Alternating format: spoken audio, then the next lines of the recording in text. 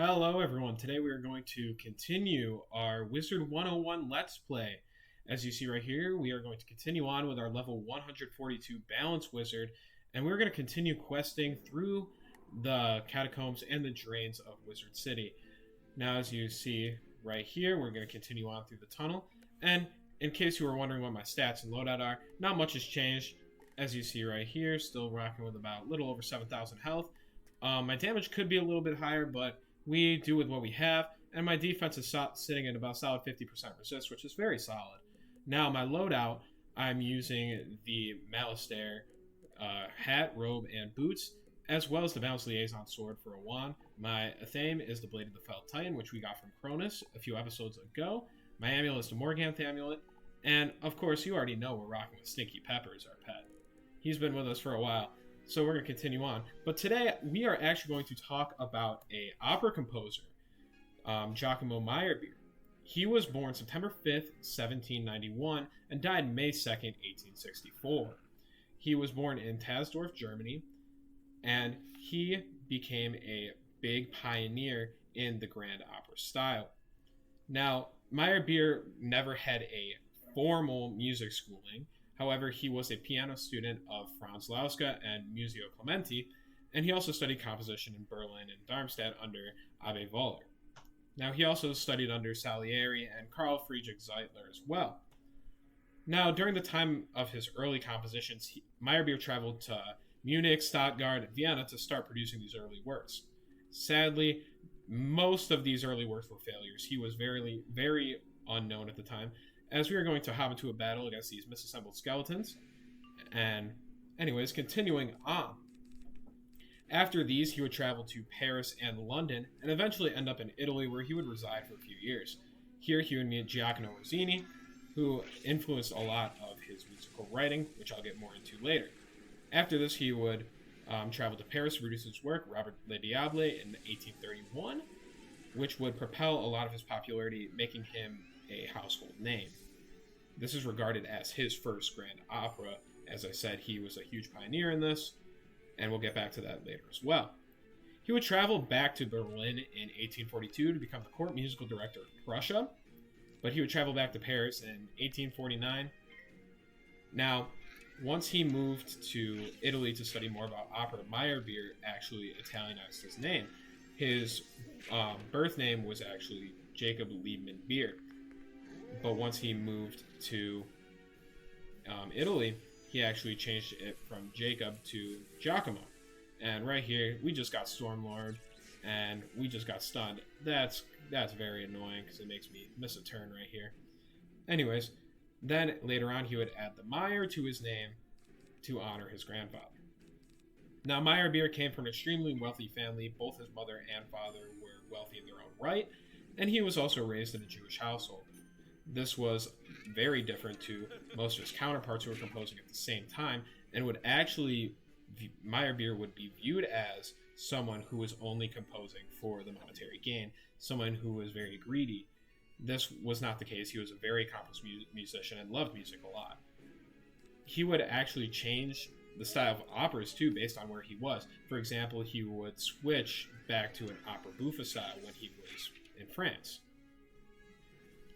Now, as I said before, back when he was in Italy, he was extremely influenced by Rossini. Now, Meyerbeer wrote several operas in the Rossini style, and he was also adept in several other music styles based on his background. He was a very experienced pianist as a child prodigy, and being born into a German Jewish family had its own perks of having different styles of music. And right here, we're going to lay an attack right here. We're going to sandworm these two skeletons. Sadly, this is a post-com, and I know that this attack does not do a lot of damage. But that's okay.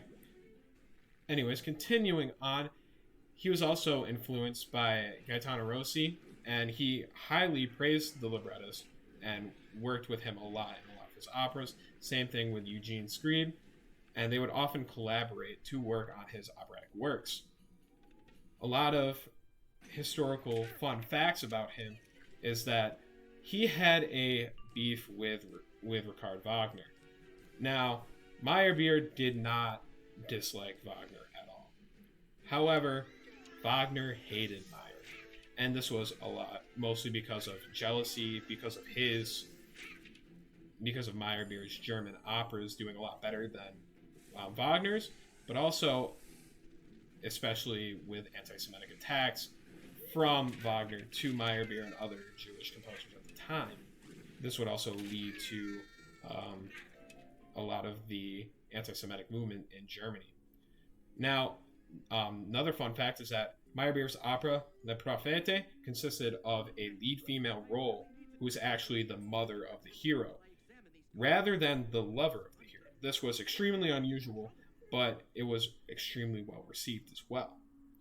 And the third interesting tidbit is that Meyerbeer's works were actually suppressed by the Nazi regime in Germany in the 20th century, and a lot of his works were not played in Germany in opera houses there due to the Nazi rule. Now, Meyerbeer's main contributions to music is that he was a big pioneer in the operatic style, especially the grand opera. He would combine the German orchestral works with Italian vocal literature and make a huge grand opera. Now, Meyerbeer's style was admired and influenced many composers, such as Halevi, Donizetti, Verdi, Richard Wagner, and several more. The list goes on. And his works are actually quoted in contemporary music as well. His use of expressing individual characteristics among the actors and actresses in his works while singing the same musical idea led to powerful climaxes, as well as showing individual feelings of the actors during the show. Now, Meyerbeer's most famous compositions are his operas. He has Robert le Diable, or Robert the Devil, which was made in 1831, Les Huguenots, which was made in 1836, and Les Prophètes in 1849, just to name three. Now, I'm going to pause this video here, and I'm going to pull up different musical examples from him. I'm going to pull up Le Prophète, Coronation March, and a little bit of Robert le Diable. So I'm going to give myself 5 seconds right here in order to do that in case I'm just standing there doing nothing. But as we are right here, we're talking to the Druid Ghost Warden, about to finish up this part of the quest right here. So 5, 4, 3, 2, 1. Hopefully I did it.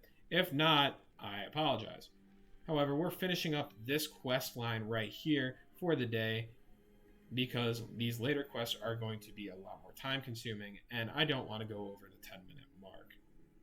So that is the basic rundown of Giacomo Meyerbeer, a big pioneer in this German opera style for these grand operas. And as we are walking through the catacombs right here, we do have to defeat the Renegade Druid, but that'll be for an episode at a later date. So, I'd like to thank you all for watching, and I hope you all have a great break. Peace out.